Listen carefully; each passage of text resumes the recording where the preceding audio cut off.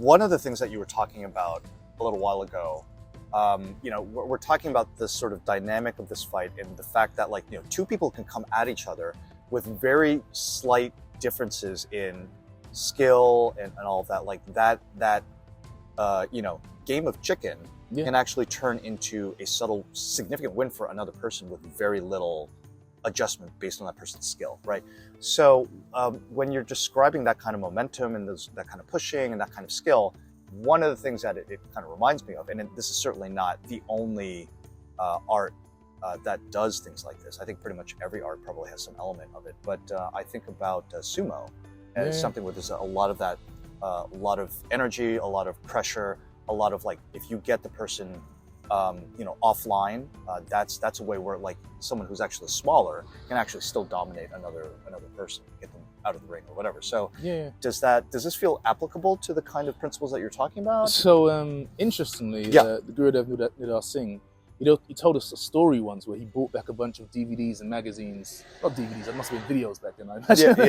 Or magazines or whatever it was, to show his teacher. Yeah. And out of all the stuff that he saw, sumo was the one that he liked the most. He said this is the most battlefield kind of art, because he actually fought in battles, and a lot of it is these kind of, outstretched positions where you're pushing people back and you're covering up and all this stuff. Sorry, not outstretched, but pressure, couch positions kind of thing.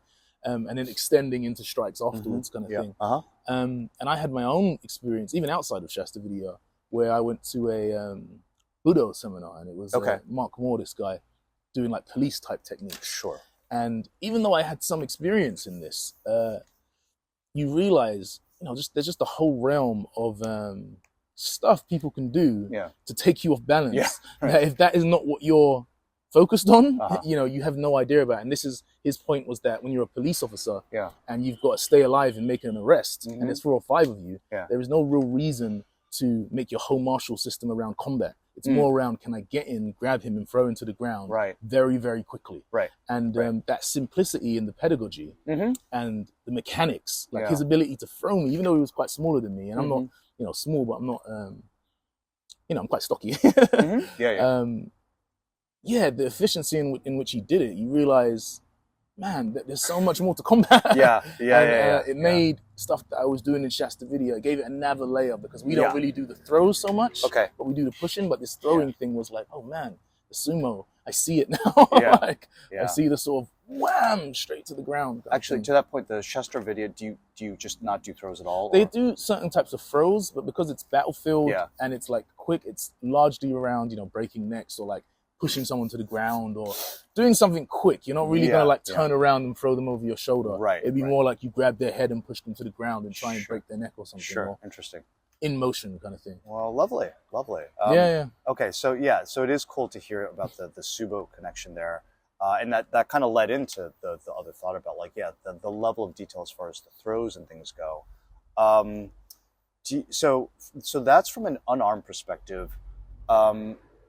Were there any other contenders aside from sumo as, this is another thing that really has a lot of the same kind of art, particularly anything that from a weapon perspective makes me think about, eskrima maybe, or are there any other things out there that I think one of the main, I think Gurudev has spoken about, there's a lot of traditional Chinese arts that have a lot of the same concepts and they move in very similar ways. Yeah. I think he's spoken about Bagua and Jingi and stuff like that. Okay, that's really interesting. In that you can tell they're very grappling-esque, very floaty grappling-esque. Yeah. And they have the weapons as well. Yeah. But I think what makes Shastar Vidya just one step removed is that you learn the grappling to get the sensitivity, and then you do the same sort of thing, but at a range. Where it's we're now grappling, but more so with the pressure angle and the threat, so to speak. Yeah. And because, as I say, you watch a heavy MMA fight, heavyweight MMA fight, sorry. Yeah. People are very tentative about going into throw a punch. When you add weapons onto that and someone can thrust and kill you in an instant, it becomes very much at high level dueling styles. This is but beyond the basic village stuff. Yeah. It becomes very grappling-esque, but in a positional sort of fashion. Yeah. Positional timing sort of fashion. It's difficult to explain, but I think to answer the question more succinctly, I think some of the Chinese arts that have this sort of circle walking stuff, he said there's some similarities there in the idea behind it, in that you're not so much trying to just hit the guy, you're trying to get the angle on him and make him feel uncomfortable, and then he has to adjust smoothly and so on and so forth. And it's more drills, like. Yeah. Are you familiar at all with the Spanish destreza?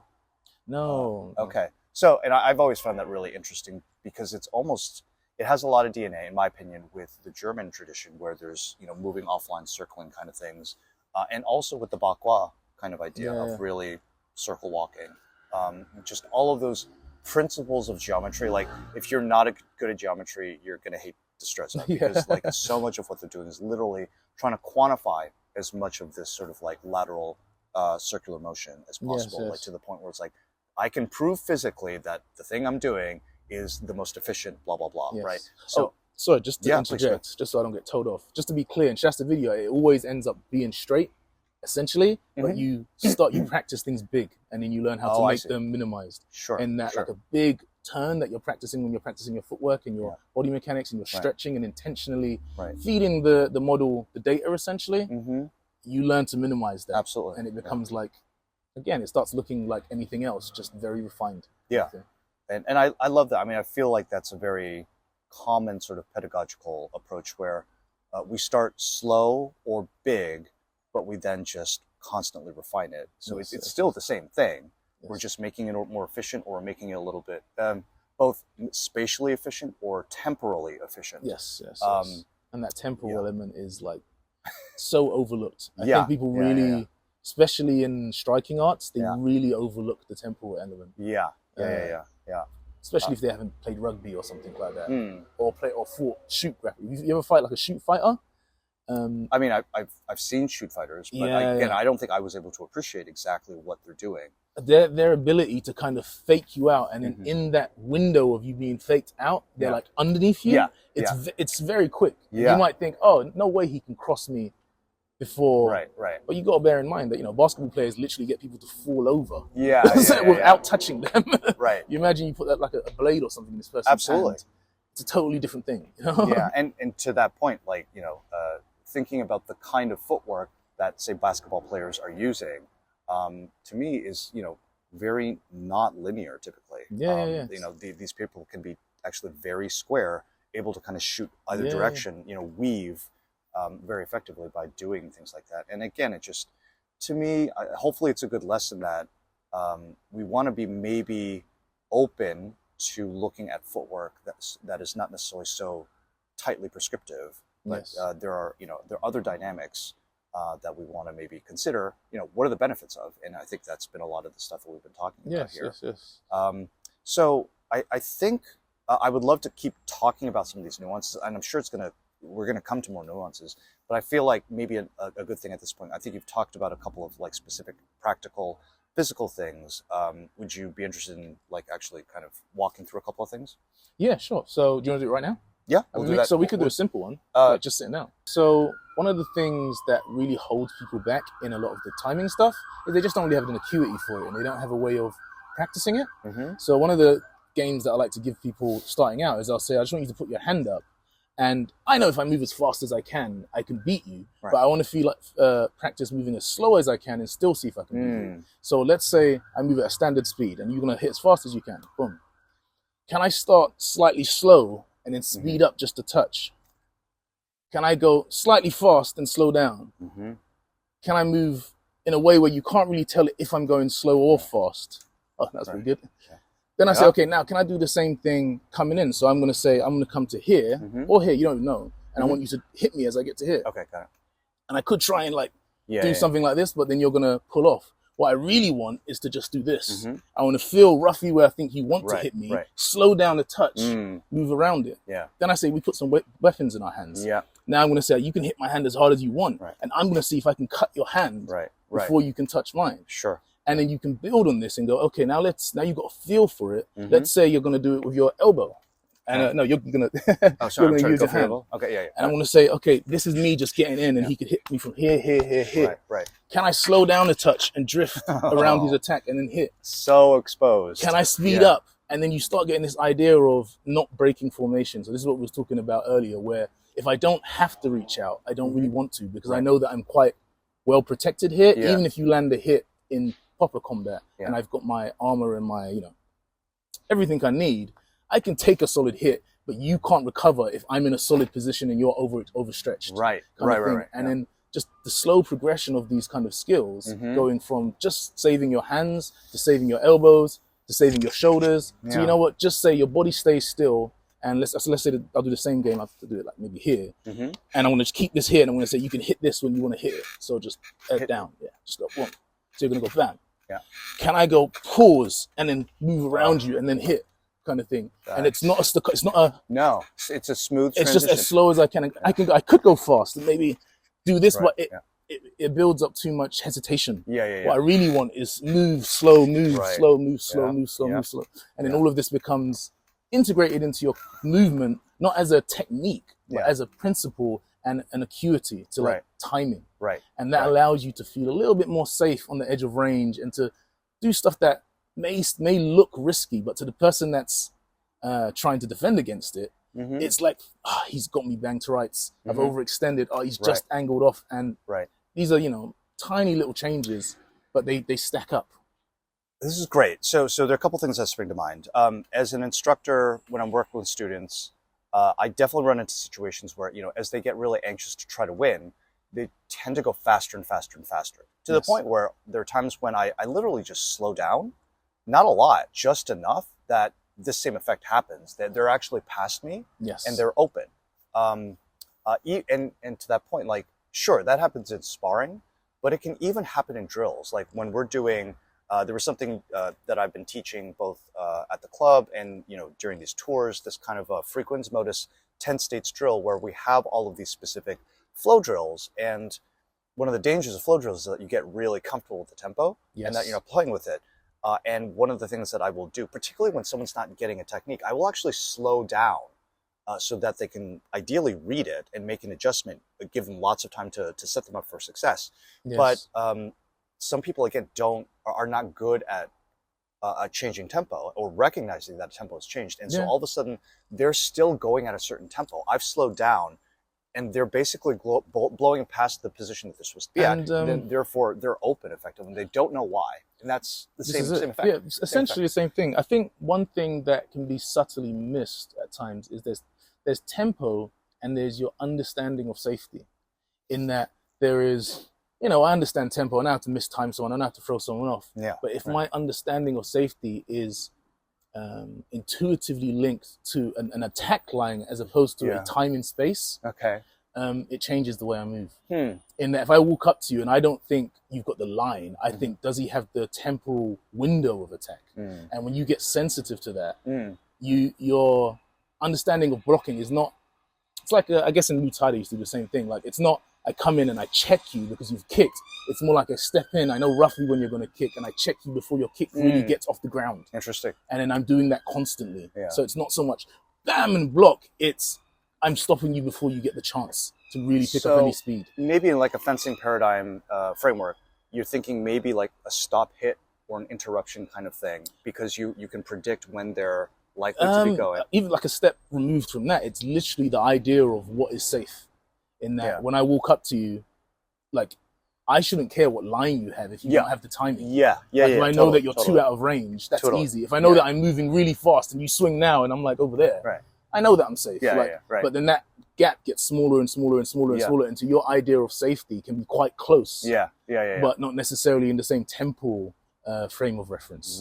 And that's why I say there's a slight difference between tempo. Tempo is more like dueling kind of techniques where you like build up a tempo to get them used to it and then you change it. This is more fundamentally. And actually, that was the other thing I was going to mention. So when you're talking these sort of tempo approaches, one of the ways to kind of set stuff up is you actually set up a pattern so that you can break the pattern. Would you say that, like, you get to the point where you actually don't even need to set up a pattern in order to employ this? Essentially, yes. Wow, so that's great. That's the goal. The goal is always that. So that makes great sense. And then the flip side of that is, like, you know, I set up a pattern so I can break the pattern, presumably so I have higher confidence that I can pull this off. If you, as you're saying, like, you know, the idea is to be able to do this like off the cuff, like immediately. What happens when you mess up? Like when you actually misread say you were doing this to your guru, right? Yeah, you're like, hey, I happens all the time. I think I can read him. Oh Yeah, crap, yeah. he's better than I am. So yeah, what are the failure states? Like, what are you taught to do in terms of when you fail this? It's really redundancy. It's like the timing is first redundancy, obviously. I'm sensing a distinct theme here. The second redundancy is my weapon should be there. Yeah. The fourth, like, you know, there's a list of them. There's loads of them, really. There's not just three. There's multiple things. And how my Buddha would like describe it is he'd say, you essentially just weave a web and the person is walking behind you and just like walking into it, but you're not necessarily paying attention to them because you're just moving in a way that I approach this range, I show something, I cover it, I know the angle of attack is going to be here. And one of the really cool things he showed me early on was he made me do a punch and he said, okay, from there, where can you hit me? And I'm like, I can hit you just in your face. I can't reach anywhere else. Then he's like, okay, now I move to another position. And then he done it 3 or 4 times. And he's like, I know these like 10 steps in advance because I've done them millions of times. So it's not so much that I'm predicting you or setting up patterns or anything like that. I know where I'm vulnerable and I just move ahead. And I just like get used to understanding there's vulnerability, you cover the vulnerability. Vulnerability, you cover. And when you can do that very smoothly, that's when they say you get to kind of a real Zen state. You're in the zone. Where you're not trying to, you know, you're not panicked on the battlefield. You're more like a footballer or whatever, just like kind of running through, doing your thing, very much in your own zone kind of thing. Yeah. Weird metaphor, but it reminds me of when you're running. Like when I was able to kind of run long distances, like I worked myself to a point where I could run a very slow pace, but it was at like no effort, right? So that was my baseline. I don't think about that at all. I'm just like, that sort of allows me to have extra mental bandwidth. Yes. To be like, okay, what are the things that I want to direct my mission goals towards? But the rest of the time I am, you know, default baseline protected and even able to offend somebody else. You know? And it's good you brought that up because more than anything else, as much as it's my personal opinion, but the teacher speaks about it as well, that mental bandwidth is really what, like, it makes the biggest difference as quick. I would think so, because like it's quicker. Chaotic. It's chaotic potentially, that like all the stuff you have to sort out. Under pressure. So and this is where it really dovetails with mechanics. And if you have mechanics that require quite a lot of time to employ, so the bouncing thing. So one of the average drills I'll give to people, I'll be like, look, I'm just going to poke you, and we're in range. It's not going to be fast, but I just want you to step out of the way. Now they try, they fail. I say, now you could practice to get really fast at doing that. Or I could show you a way to do it slightly more efficiently. And slowly, even though I'm doing the exact same speed, I can even start speeding up. You'll start feeling like, oh, this is actually quite easy. Even though I'm right in range, you've got all the opportunity to hit. The way in which I'm moving is efficient in a way that it feels, and you know, in your brain, it doesn't feel like, oh, I've got to get out of the way. It's more just like, oh, he's moving now. Oh, I just respond naturally, organically. And this is where the mechanics really have to dovetail, because it's like you can have all the movements if you like, but if your mechanics fundamentally demand power and demand explosiveness and demand multiple configurations and reconfigurations, it becomes, it becomes sticky. You can't really recover after a certain point. So this could easily be another segment, but let me probe a little bit. Like the kind of mechanics you're talking about. Does any of that stuff cross over with like native dance? Yes. Ooh, well, there's a few different like traditional Indian styles. Hang on. So would this be another comment, like another good segment to actually? I can't go that much into it. I can just mention it. All right. Well, then let's wrap out with this piece. Yeah. So there are a few traditional Indian dance styles, and my teacher often says like the movements that they're doing are pretty much the same as the movements, because it's essentially all about isolating the hips, because they say these combat styles came about back when people would ride horses, and one of the main things as a warrior is you need to be able to do stuff without your horse bolting in the wrong direction, kind of thing. So the position of your body, head, and hips have to be under fine control, and then that translates to chariot fighting, which translates to running, where you can adjust your position without losing any sort of structural advantage, but very finely. And that's when it becomes more like dance, but it's a way of practicing essentially like really fine footwork, where you're like talking about, inches and, fractions of a second, because they've paused and then just hit this kind of stuff. Like, And again, part of the reason that it brings me to that sort of thought is, again, not super linear footwork, the fact that you kind of smoothly move around in 2-dimensional space or even 3-dimensional space. Yeah, feels like it's that kind of thing. It's definitely yeah. At the highest, like I said, you start on village arts and it's just about staying alive, and then as you progress, it gets more and more towards the idea of you just want to do as minimal as you can and use timing and positioning almost entirely, right? Because the less you have to do, the better. Right. Absolutely. Did you have other demo things that you thought would be good to get into? Because not while sitting down. Sure. Yeah. So why don't we stand up and we'll kind of transition to some other things. Yeah. Sure. Okay.